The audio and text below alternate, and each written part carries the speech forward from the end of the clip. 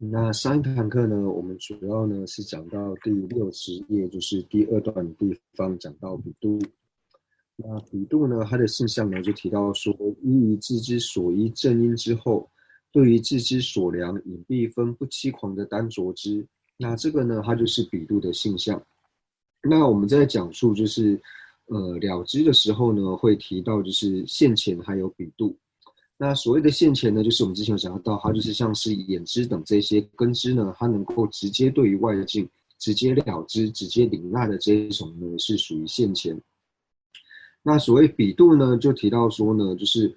我们一般在讲说为什么要分为现前和比度呢？因为知道说法呢有两种，那一种呢就是像刚刚讲的，它是可以让我们由我们的根知或者说我们的现前知呢，能够直接领纳了知的这一种境呢，那这一种是一种，那这种能够直接了知的这种心事的，它的有境呢，就是所谓的现前。那另外一种呢，就是属于说没有办法透由现前知或者说根知等呢，直接去领纳了知的这些境呢，就是它需要透过其他的理由，或是依着其他的正因之后呢，才能够去了解的这一种呢，那这一种这一种境呢，能够正着它的有境呢，就是所谓的比度。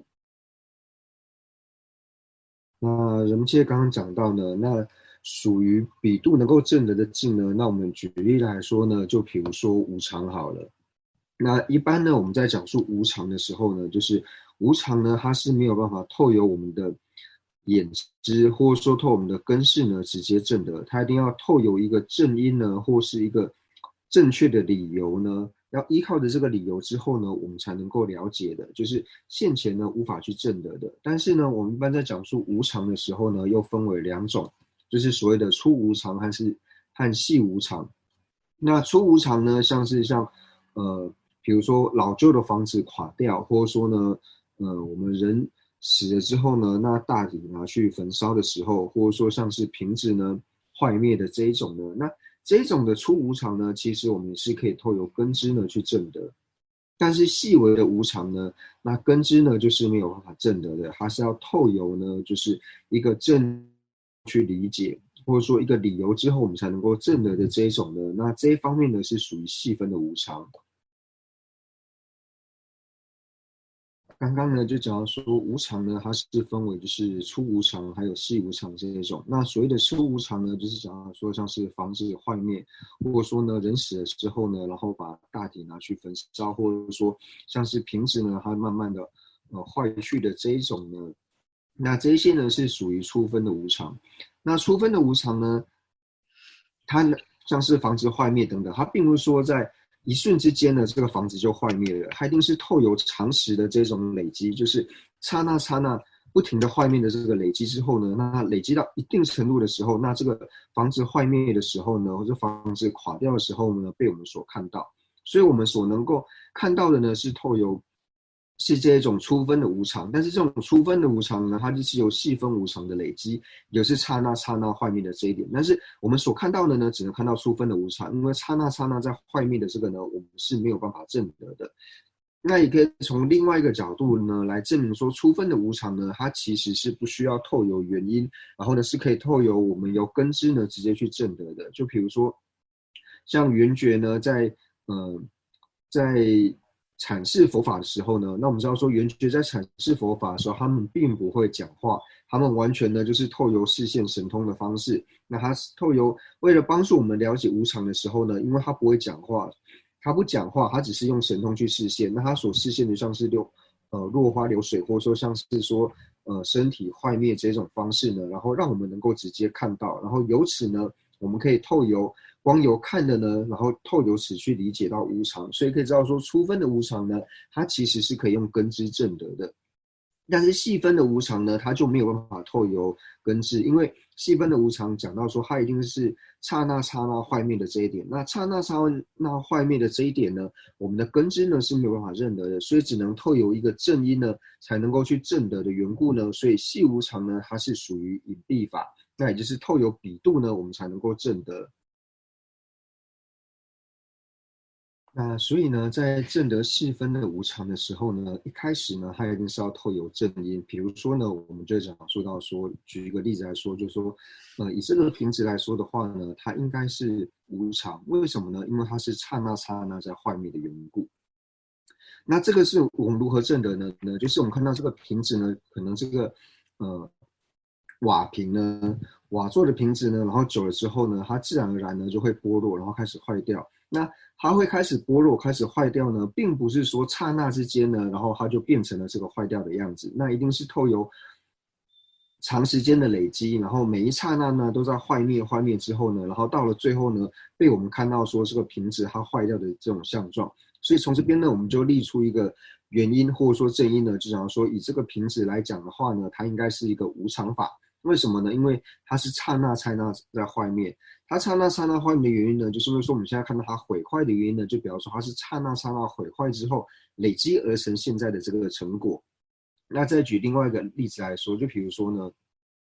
我知道我们都会长白头发嘛，那可能说我们之后呢，就是这中间呢，可能15、20年呢都没有见面，然后再突然见到的时候呢，就觉得突然说，哎，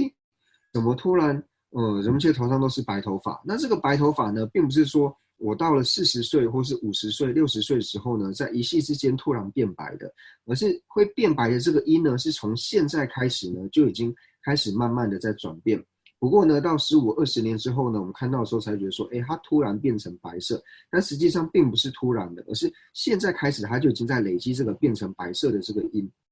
所以呢，这个也就是指到细分的无常，因为我们看到就是对于细无常来说呢，并不像说我们现在看到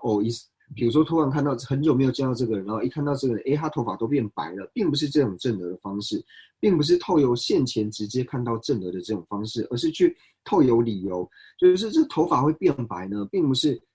到40岁或50岁，然后一夕间它就变白，不是的，而是也是年轻的时候呢，慢慢的累积，然后之后呢，再见到的时候，这个人他才会变成白发苍苍，而不是一开始他就是，或者说到某个年纪他就突然会变成这个样子，并不是。所以我们可以这样说，这一些呢是透有理由呢去证得的，所以就表示说，像是无常这一种，尤其是细分的无常，我们在最初证得的时候呢，是一定要透有比度，因为他没有办法透由现前直接看到去证得。所以呢，我们这里讲说最初证得无常的这个比度呢，那同样的，最初证得无常的比度，它是怎么来的呢？最初证得无常的比度，它就是透有一个正确的原因，就是因为什么是无常呢？因为它是刹那刹那在坏灭的这个原因呢，透有这个原因，然后了解到无常，由此去证得无常。所以它并不像说我们眼睛看到瓶子般的这种证得的方式。那在讲述到了比度之后呢，那接下来呢，我们就提到说，那比度呢，了解了比度之后呢，那有另外的东西呢，就叫做比量。那所谓的比量呢，就是提到说比度的第一刹那呢，它叫做量，所以呢，我们把它称之为是比量。那对于说比度呢，它到底要不要是比量这一点呢？那其实呢，就是在这些祖师他们的程序呢，也是有不同的。那就是人们家他们所学的呢，以法幢大师他们这个学派来说的话呢，那法幢大师的学派是程序呢，只要是比度的话呢，它一定呢要是比量，所以比度的第二刹那开始之后呢，它就不是比度了，因为它已经不是比量。但是呢，我们现在所学的这个课本呢，主要是以福生大师的论著为主，所以福生大师的论著呢，它是承许说呢，比度只有第一刹那呢是比量，但是比度的第二刹那呢也是比度，虽然说它已经不是比量了，但是它还是属于比度的范围，它的体性呢也是属于比度，所以呢，就是关于比度是否一定要视为比量呢，那个在各个大师的程序呢也是有不同的程序方式。那所以呢，这边我们就来看到说，就是我们这里呢，其实像是以现在我们所用的课本呢，它从性象其实就可以看得出来说，它为什么程序说比度的第二刹那呢，它也是属于比度呢？因为我们可以直接从定义里面去看，就是他讲到说，依于智之所依正因之后，对于智之所量隐蔽分不欺狂的单着之呢，是比度的性象。所以从这边去看呢，就可以知道说比度呢，它并不一定要是比量。那程序比度呢，一定要是比量的学派的祖师来说的话呢，他们在放定义的时候呢，他就不是这样子放了，他是放说依于智之所依正因之后，对于智之所量隐蔽分，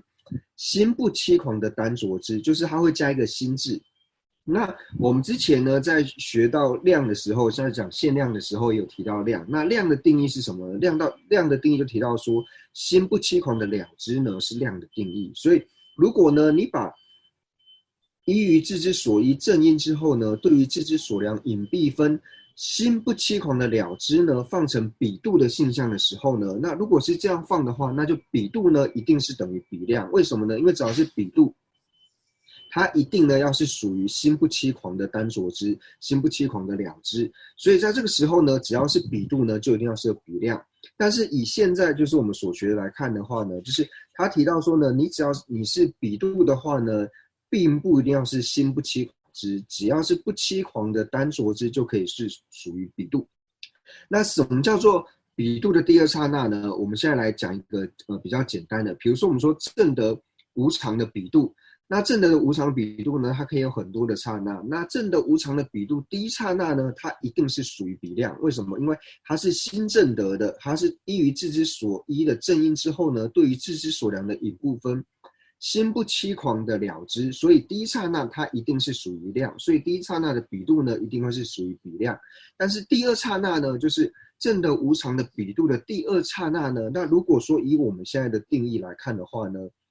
它就是属于比度，但不是比量。为什么呢？因为正德无常的比度的第二刹那呢，它对于智之所依，它能够升起，同样是依于说智之所依的正因之后呢，那对于智之的所量的隐蔽分呢，它也是不欺狂的单着之，但是它仅仅差在说它不是心不欺狂的了知，所以呢，它符合了比度的性象，但是它不符合比量的性象，所以正德无常的比度的第二刹那呢，它是比度，但不是比量。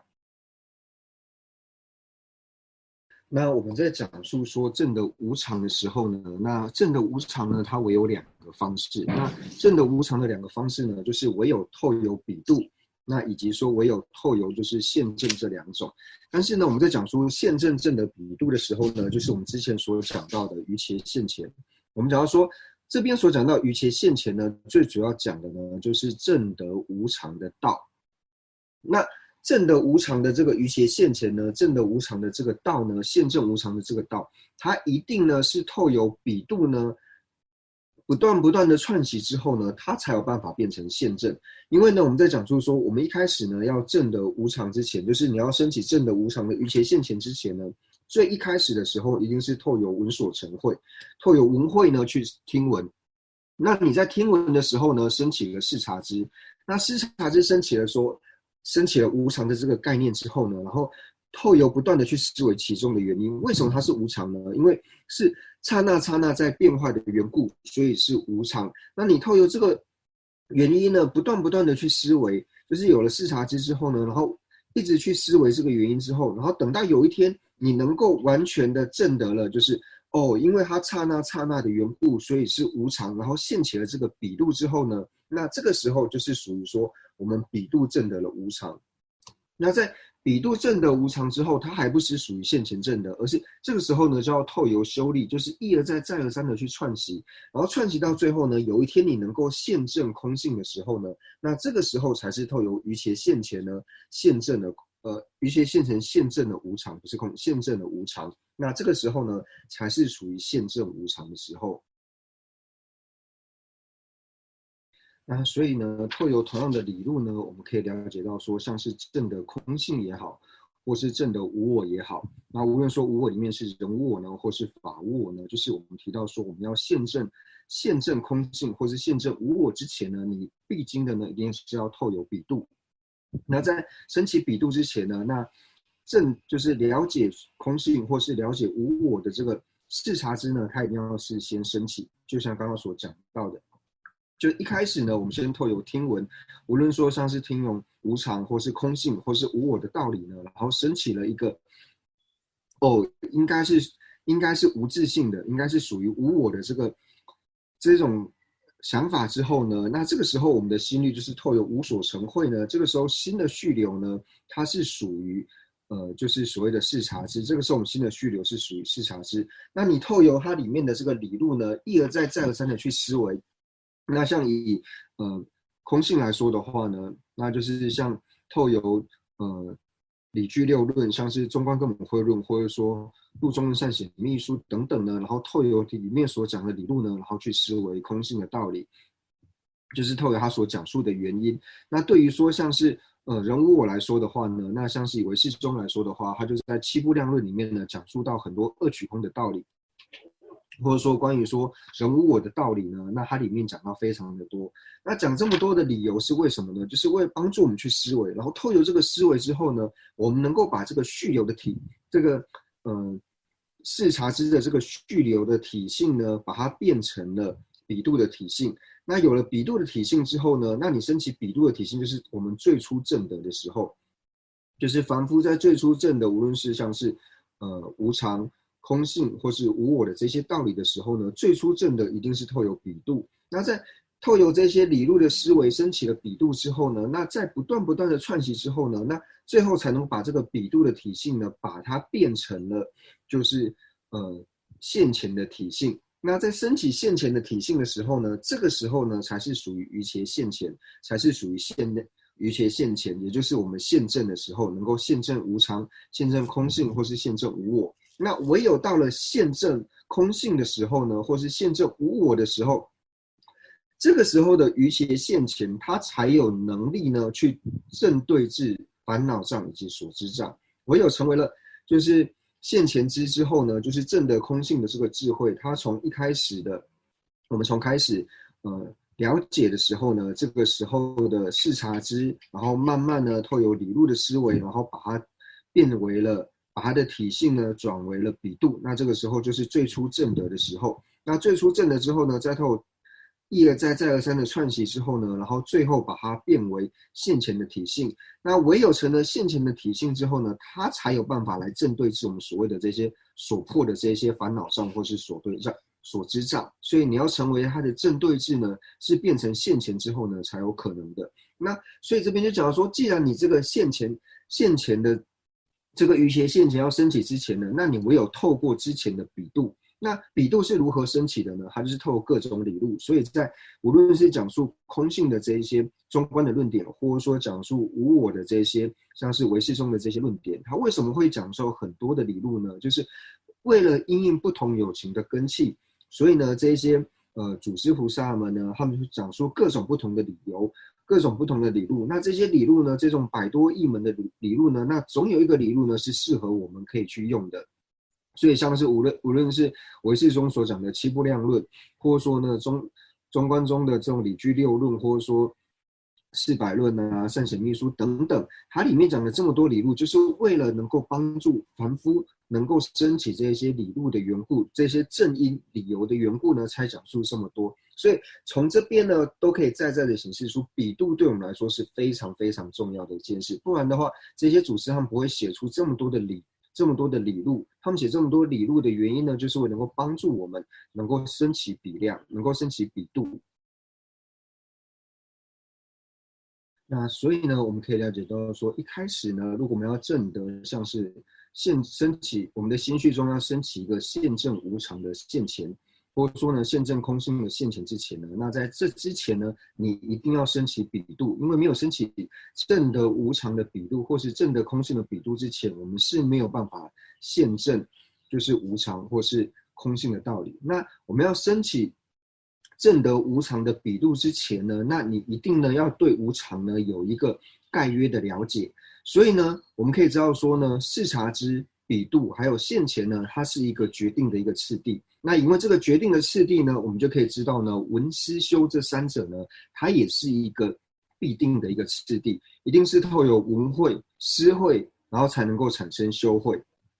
就像刚刚所讲的，所谓的修慧呢，就是当我们能够现证，就是你现前能够证得无常的时候呢，这个才是所谓的现证。所以呢，修呢，它是不可能放到最前面的，因为就像刚刚所讲的，你要升起现证无常或是现证空性的这个修慧之前呢，你之前一定要透由思维的这个比度，因为透由理由种种的去思维，不断的去思维它的原因的之后呢，你才有办法升起比度。所以你在修会之前一定要有思会，没有思会的话呢，你的修会是升不起来的。那思会是怎么而来的呢？就像一开始你一定要有一个概率的了解，就是你一定要先知道说什么叫做无常。哦，原来刹那刹那幻灭这个叫做无常。那我们是如何了知到说刹那刹那幻灭这个叫做无常呢？那一定要透过一开始的文会，也就是透过我们的视察之去了知。所以呢，这个次第是决定的缘故呢，所以就决定了说视察智、比度以及现前这三个心事呢，这三个了知呢，在我们心绪升起的时候呢，它的次第是必然的话呢，所以同样就决定了说闻思修这三者的次第呢是必然的。那所以呢，我们就知道说呢，就是我们要对于说对无常呢升起定解的话呢，就是一开始一定是透由视察之，然后透由原因，就是透由闻会，然后透由视察之，就是闻会，然后之后呢，透由这个原因呢正因不断的思维之后呢，升起了定解，也就是透由比度正德，然后再透由修力呢，最后才能够现正。所以它这个次第呢是一定的，所以也就代表说闻思修呢，它的次第是一定。所以无论像是在菩提道次第里面，或者说像在其他的修心教授里面呢，就一而再再而三的会讲到说闻思修。闻思修为什么一定要把闻放在最前面，修放在最后面呢？那它的道理呢是就是刚刚所讲述的这些。那在讲到比度呢，那也有一点呢，如果说大家能够了解的话呢，我觉得也很好。就是一般我们在讲述说呢，就是我们瓶子呢，正的瓶子的现前，或者说正的瓶子的眼知呢，就是当我们看到的时候呢，它就直接正得了，就是它是可以很直接的，它不需要再透有一个影像，就是当你的眼知看到瓶子的时候，你自然而然你就正得了瓶子，你不需要中间再透过一个其他的东西。但是呢，对于说正得瓶子的比度来说的话呢，它就没有办法这么的直接，它也是正得了瓶子。那它对于正得瓶子这一点呢，它也没有任何的怀疑，它也不会有怀疑。然后它也是呢，就是对于瓶子呢申请了定解。但是呢，它在正得瓶子的时候呢，就是正得瓶子的比度呢，它在正得瓶子的时候，它并没有办法像说我们现前正得瓶子一样这么的直接，因为我们知道说我们眼睛看到瓶子是赤裸裸这样直接看到就已经是正的，但是你比度在正德的时候呢，是一定要透由意共相，一定要升起一个脑中要先现起一个瓶子的影像之后呢，你才有办法去正德。虽然说它也是正德，但是它毕竟和现前正德呢是有差别的。所以同样的呢，我们在讲说我们要透由正德无常的比度呢，正德无常的比度，它一开始呢，在正德无常的时候呢，它也是正德。那他对无常呢也没有任何的疑惑，他也是呢对无常升起了定解。但是他在正德的时候，他一定要透过一个意共相，也就是说我们说他一定要需要一个应该无常是这样子的一个概念或是影像，就是他要升起某种概念，他才能够去了知到无常。他没有办法像说我们眼睛看瓶子这种方式去正德。那所以呢，这边就讲到说呢，比度的正德虽然也是正德，但是它所正德的方式跟现前呢是不一样的。因为比度的正德呢，它一定要升起，它一定要现起一个意共相之后，它才有办法正德。那这边呢，就是要注意的一个呢，就是我们讲到了呢，就是凡是呢比度在正德的时候呢，它一定要透由意共相。它一定要透由显现意共相之后呢，就是意共相掺杂的意共相，它才有办法正德。所以在正德的时候呢，我们这时候就是要厘清一点，就是比如说以正德无常的比度来说的话呢，正德无常的比度呢，它有显现无常的意共相，而且呢，它把无常的意共相呢显现为无常，但是呢，它并没有把无常的意共相直持为无常，这是有差别的。就是正德无常的比度，它虽然把无常的意共相显现为无常，但是仅是显现而已，它并没有把无常的意共相持执为无常。为什么呢？它如果把无常的意共相持执为无常的时候呢，那这个时候呢，就表示呢，它是一个颠倒之。为什么它是颠倒之呢？因为当你显现之后呢，然后我们都知道说异共相它一定是常法。那你如果说把一个常法的东西执持为无常法的时候呢，那很明显这就是一种颠倒，那它就会变成颠倒之。那它如果是颠倒之的话呢，那它呢就没有办法变成了量，它就不可能会成为比量，因为这时候它所要执的东西、所持的东西已经颠倒了，它已经把一个非无常的东西持执为无常了。所以呢，这一点是一定要搞清楚的。所以呢，我们会说到说，正的无常的比度呢，它把无常的异共相显现为无常，但是它并没有把无常的异共相执持为无常。因为如果把无常异共相执持为无常的话，它就会成为颠倒之。那无论说像是比度，或者说我们在讲分别的时候呢，都是一样的。如果说这个分别之呢，它能够把它显现出来的这个境呢，比如说像是无常或是无我也好，它会显现这个无常或是无我的异共相，然后而且它会把这个无常跟无我的异共相呢显现为无常或是无我，但是它不会把这个无常或是无我的异共相呢持执为无常或是无我。那这个呢是要区分出来的地方。所以呢，我们在讲述像是分别知的法类的时候呢，像是比度或是分别知这些法类的时候呢，对于说现前呢和执持这两者呢，显现就是显现和执持这两者呢，我们要区分得很清楚，就是会显现出来的时候呢，不一定表示说我们要去执持它，或者说这边讲的就是说单着的意思，或者说执持，因为你只要去单着的话，就表示说你要去执持它的意思。所以显现呢，根据执持这两者是有差别的。那举一个例子来说的话呢，就比如说我们去照镜子的时候呢，然后发现说我们的脸上呢，就是透由镜中的影像，然后发现说我们的脸上呢有沾到一个黑点。那沾到这个黑点的时候呢，我们会把透由看镜子的这个方式呢，然后把脸上的黑点给去除掉。但是，而且我们会很清楚说，虽然说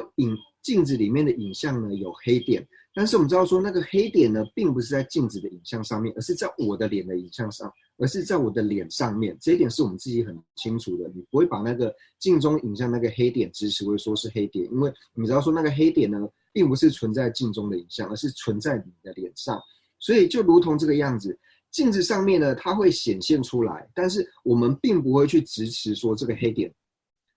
点是在镜子上面，因为你知道说这镜子上面的黑点，这个黑点是在你自己的脸上面，所以它同样显现了，但是我们并不会去执持它，所以就表示说显现出来的东西我们不一定要去执持。所以同样的呢，分别心或是比度，它虽然说有显现，但是有显现出来并不表示说它要去执持。所以我们在了解了就是显现还有执持的分别之后呢，那这个就只要说，特别是对于说像是分别知，但是我们知道说比度呢，它一定是属于分别知的部分。所以在了解了就是凡是分别知呢，它一定会有两种不同的方式，一个是显现的方式，以及说是执持的方式。那这两者呢是不同的。就像刚刚讲的，我们像无论说是正的平直也好，或是正的无常、正的空性的这些比度来说的话呢，或是这些分别知来说的话呢，它的显现方式呢，跟它所单着的方式，就是它单着的方式，它执持的方式呢是不同的。它显现的方式是什么呢？它显现的方式是掺杂着异共相，所以呢，它在显现方面呢，一定是错乱的，因为呢，它会把就像刚刚我们讲的，比如说正得无常的比度。它虽然是证得了无常，但是它在显现的时候是什么呢？它会显现无常的异共相，而且把显现无常的异共相呢，把这个异共相呢，把它显现为无常。那这是属于显现的方式，所以我们会说它在显现的方式呢是错乱的。为什么呢？因为它把无常的异共相显现为无常，但是它在执持的方面呢，或者说它在单着的方面呢，是否是有错误的？没有。那么它在单着的时候呢，他所执持的呢，就是所谓的无常之外，他并不会去执持无常的异共相，因为他并不会把无常的异共相执持为无常，所以他在执持的时候仅仅执持无常，所以他在执持这一点呢是没有错误的。所以一般我们在讲述说分别知，它都是错乱知的缘故是什么呢？因为它错乱只要是错乱在显现的方式，并不是错乱在词值的方式，因为很多人都问到说，像是分别之或是正的空性的比度这些，它为什么又能够是错乱之，然后又会是限量？既然是量的话，应该都是不错乱的啦。那为什么说它会又是错乱，然后呢又是限量？那这边我们就可以理得很清楚，它在显现的方式错乱的时候呢，并不会影响到它直持的方式。它直持呢还是直持正确的，因为它直持它仅直持的无常，正的无常的比度，它只有直持的无常，它并不会把无常的异共相直持为无常。虽然说它在显现呢是错乱的，但是这一点并不影响它的直持。所以呢，我们要把分别之里面它的显现方式跟直持的方式呢给区别开来，所以就了解到，凡是分别之呢，它的显现呢必定是错乱的。为什么呢？因为它的显现一定是掺杂着异共相，所以呢，它会把无常的异共相直持为无常，但是它会显现无常的异共相为无常，但是它并不会直持无常的异共相为无常，所以这就是这两者最大的差别。那我们再举一个简单的、比较好理解的例子来说的话呢，就比如说我现在坐在这个地方，然后呢，我去想我的家人，或者说我住的房子，或者说我的家乡的时候，我去想，或者是我去意念的时候呢，那这个时候呢是属于分别心，是属于分别知。那我在意念的时候，或说我在想的时候呢，我想到我的父母这一点呢是没有错的，但是这个时候我们就讲说会掺杂到异共相，就是这个影像呢。这个影像，我会觉得说，这个影像就是我的父母，但是它并不是我的父母，就是你显现的方式它是错乱的，但是你意念起，就是你直持的父母呢是正确的，因为你父母他本身就是存在。那当然这边讲的说，就是正确的了知，正确的这种分别，这就是说你想的东西都是正确的。那我们在想父母或者说想家乡、想住的地方的时候呢，那你想的父母跟家乡这些是存在的，你想的也是正确的，你去执行这个父母也是正确的，但是你所现出来的那个像，它并不是你的父母，但是你会把这个像觉得是显现为你的父母。那这个呢，就是在显现方面的错乱，但是在执持的时候呢，并没有错乱。所以我们在讲说呢，就是分别之。它本身是错乱之，然后又说它是可以正得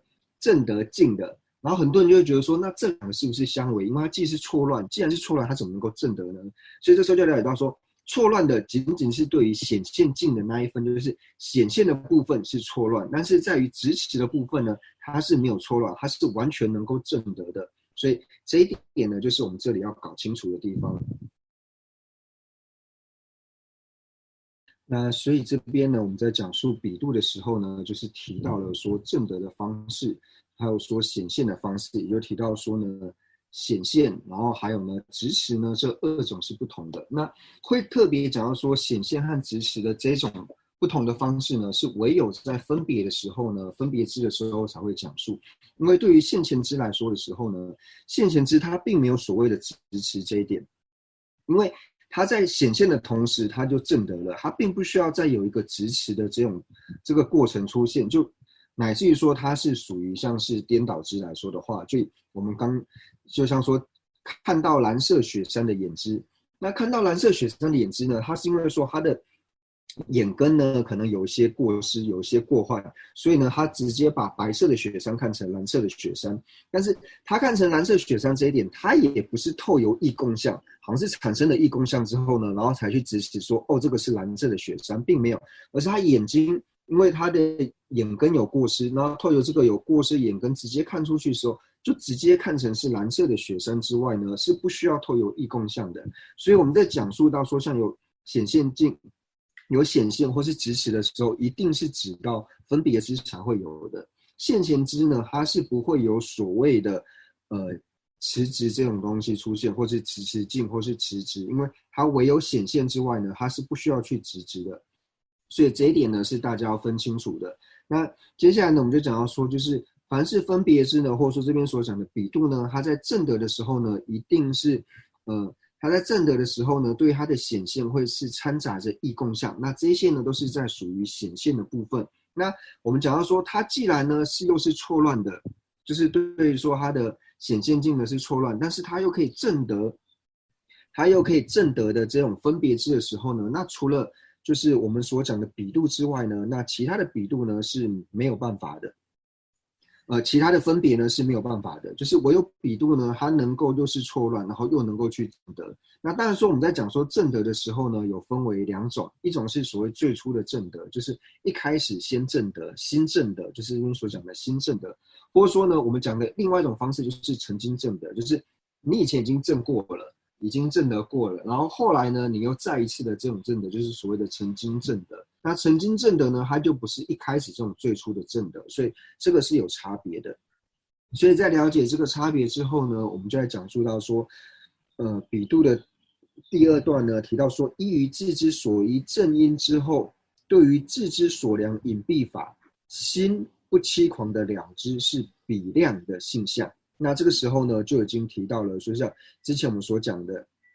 于自之所依的正因呢，它主要是一个就是能够升起作用的原因，就是它的作用是什么呢？就是对于自之所量隐蔽法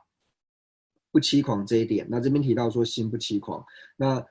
了知呢，就是或者说上面所讲的单着知呢，那本身就是比度的一个体性，所以呢，我们这边把比度的性相，然后加上量的性相，量的性相就是心不欺狂的了知嘛。那比度的性相跟量的性相合起来呢，就是比量的性相。所以就是这边所讲的，它一定呢要是心不欺狂的了知，就比方说它一定要是最初正得的。如果是曾经正得过后呢，那这个就不属于心不欺狂了知的范围了。